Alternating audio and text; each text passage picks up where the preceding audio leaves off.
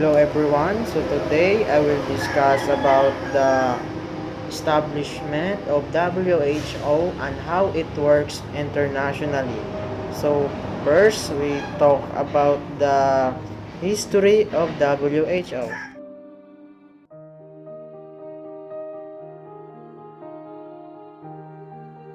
So in the mid-19th century, in response to cholera and epidemics in 1830 and 1847, they established the International Sanitary Conference uh, to provide quarantine measure and to prevent spread of diseases.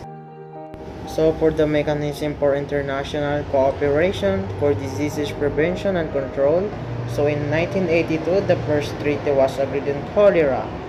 This was followed in 1903 by a consolidated treaty covering cholera, plague, and yellow fever. In 1902, by a meeting of American countries as a result of their conference, they established the International Sanitary Bureau, which ultimately became the Pan-American Sanitary Bureau, but as a latest, they call now a Pan-American Health Organization or PAHO. So the establishment of OIHP was established with a mandate that gradually expanded to include a broader range of activities beyond quarantine measures to combat infectious diseases. So after the end of World War I, the League of Nations was set up in 1919.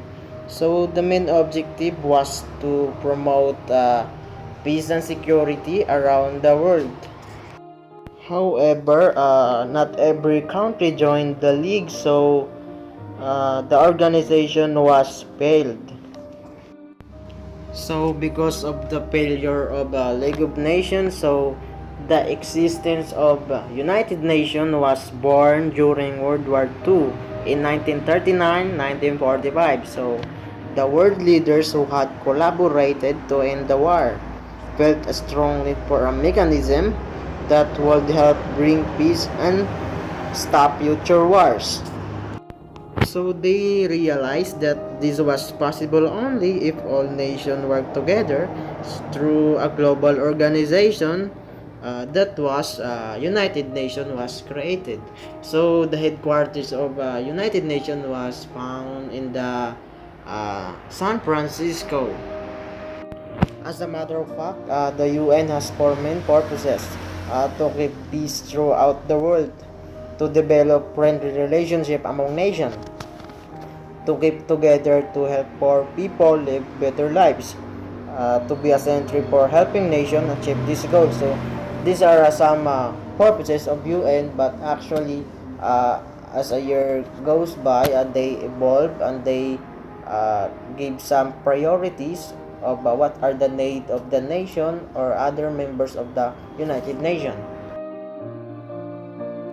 In 1945, the United Nations Conference on International Organization in San Francisco approved a motion which fought by Brazil and China to establish a new and independent international organization devoted to public health. So the proposed organization was meant to unite the number of health organizations that had been established in various countries around the world. So the existence of WHO was created. WHO was formally established on April 7, 1948. So take note that April 7 is World Health Day because of the creation of the WHO. WHO is a specialized agency of the UN that is concerned with international public health. It was established on April 7, 1948 at its headquarters in Geneva, Switzerland. World Health Organization have their own governing body. They have also a budgetary allocation. They have also constitution, which is the guidelines that explain the rights and duties of each member countries.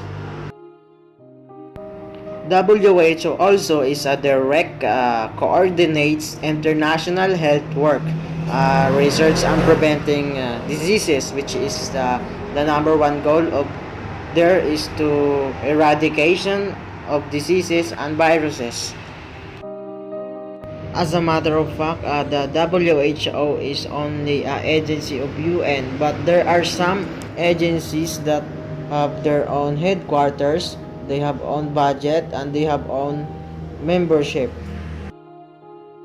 I will post some UN specialized agency that works internationally, like the UNESCO, the UNICEF, the ITU, UNIDO, but actually this UN agency, specialized agency, is discussing the economic problems such as trade, transport, economic development, and social issues. It also helps countries to reach agreement of how to improve education, health condition, and to promote respect for the observance of universal human rights and freedom of peoples everywhere.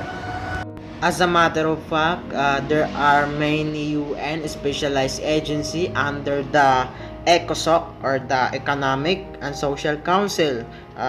Economic Social Council serve as the main forum for international economic and social issues. So this agency is connected to the ECOSOC for the proper rights and obligation to provide the needs of a nation or states.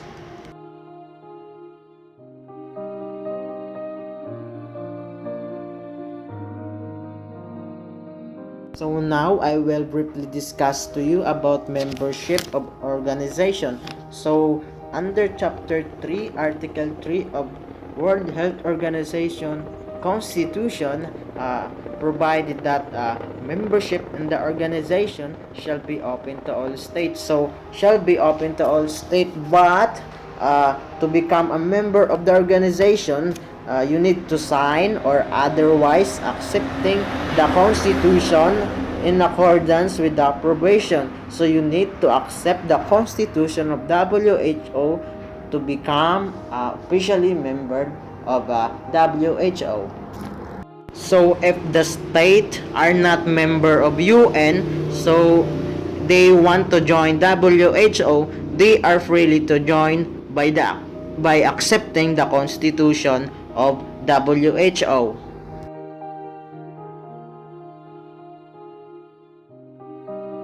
So now let's talk about the structure of WHO. So the principal organs of WHO are the World Health Assembly, the Executive Board, and the Secretariat, which is headed by the Director General. So let's focus to the World Health Assembly.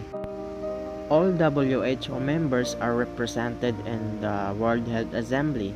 So each member has one vote but may send 3 delegates.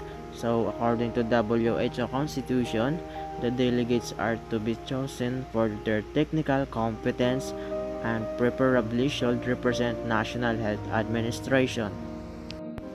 Delegation may include alternates and advisors. The assembly meets annually, usually in May, for approximately 3 weeks. Most assemblies have been held at WHO headquarters in Geneva, so a president is elected by each assembly. In addition, the assembly has a quasi-legislative powers to adopt regulation and important technical matters as specified in the WHO Constitution. So once such regulation is adopted by the assembly, it applies to all WHO members country.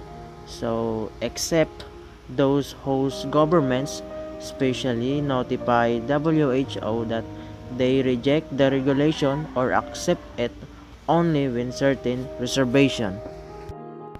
These are the some function of World Health Assembly. So to determine the policies of the organization, to appoint Director General, to review and approve reports and activities, to report to the Economic and Social Council accordance with any agreement. So the other function is you can see it in the Constitution of WHO, Article 18, Chapter 5. Move forward. So now let's talk about and discuss the Executive Board. So executive board consists of 34 person designated by as many members. So the board shall meet at least twice a year and shall determine the place of each meeting. So they elect its chairman from among its members. So but it may convene a special meeting at any time. One of its important functions is to prepare the agenda of World Health Assembly. So the WHO Constitution authorized the boards to take emergency measures within the function and financial resources of the organization to deal with events requiring immediate action. So these are the function of the board. So to give effect to the decision and policies of the Health Assembly, to act as the executive organ of the Health Assembly, to prepare the agenda meetings of the Health Assembly, to study all questions with its competence. You can cite the chapter 6, section 28 of the WHO Constitution to see more function of the board, and you can read that for more information. So now let's talk about the secretariat. So the secretariat comprises the technical and administrative personnel of the organization. So it is headed by a director general appointed by WHA or the World Health Assembly. The Director General shall appoint the staff of the Secretariat in accordance with the staff regulation established by the Health Assembly. So the paramount consideration in the employment of the staff shall be to assure that the efficiency, integrity, and internationally representative character of the Secretariat. Provided in the Constitution of WHO that the General shall prepare and submit to the board the financial statement and budget estimates of the organization.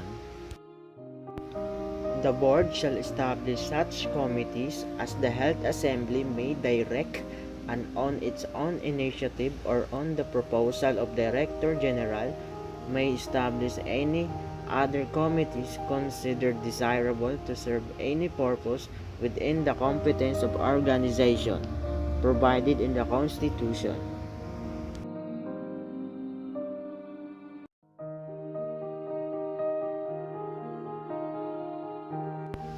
World Health Organization was divided into 6 regional offices around the world.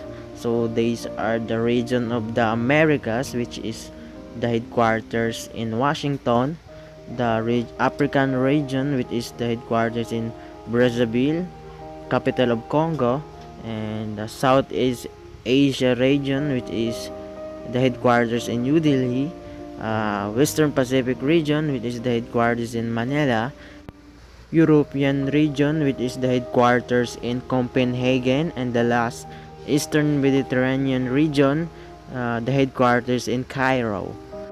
The head of the regional offices shall be the regional director appointed by the board in agreement with the regional committee. So the regional offices shall be headed by regional director. Each regional organization shall consist of a regional committee and regional offices. Regional committee shall meet as often as necessary and shall determine the place of meeting. These are the some functions of the regional committee. So provided in the Constitution that to formulate policies governing matters of an exclusively regional character, to supervise the activities of the regional office, to cooperate with the respective regional committees of the United Nations, to suggest to the regional office the calling of the technical conference and such additional work.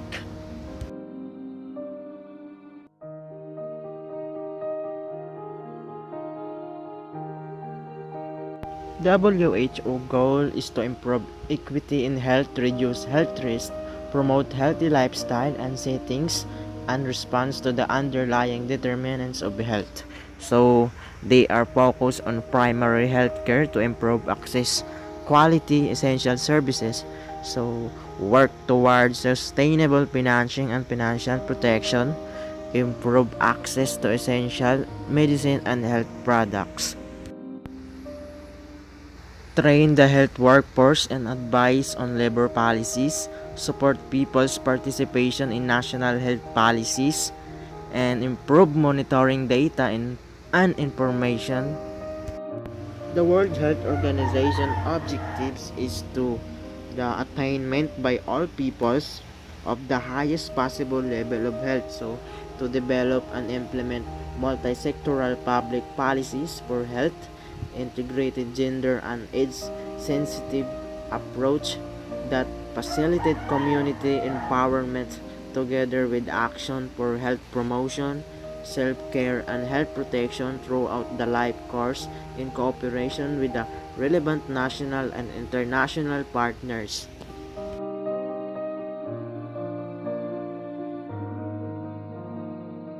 So these are the activities of WHO focusing in the public health. So like communicable diseases, like eradication of viruses and diseases, non-communicable diseases, promoting health through the life course, health system, preparedness, surveillance and response, corporate service, enabling function.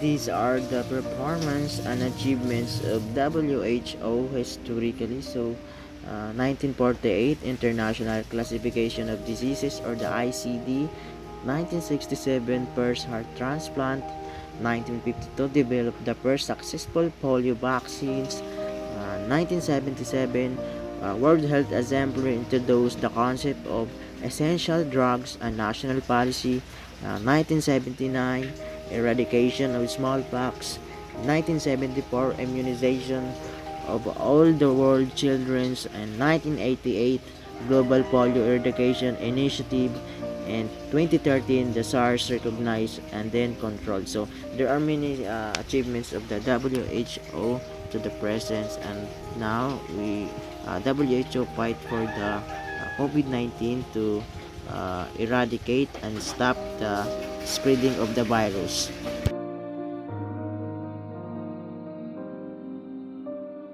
To the last part of our discussion, so I will discuss about the role of WHO international community. So WHO plays an essential role in the global governance of health and diseases due to its core global function of establishing, monitoring, and enforcing international norms. So, number one, so normative function including international convention and agreement. Number two, directing and coordinating function including its health for all. Number three, research and technical cooperation function including diseases, eradication, and emergencies.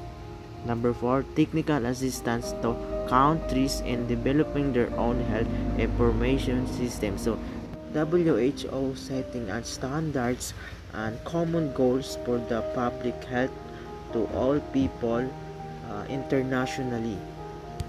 So that's all. Thank you for watching. So I hope you learn a lot of our reports. Thank you for listening and God bless.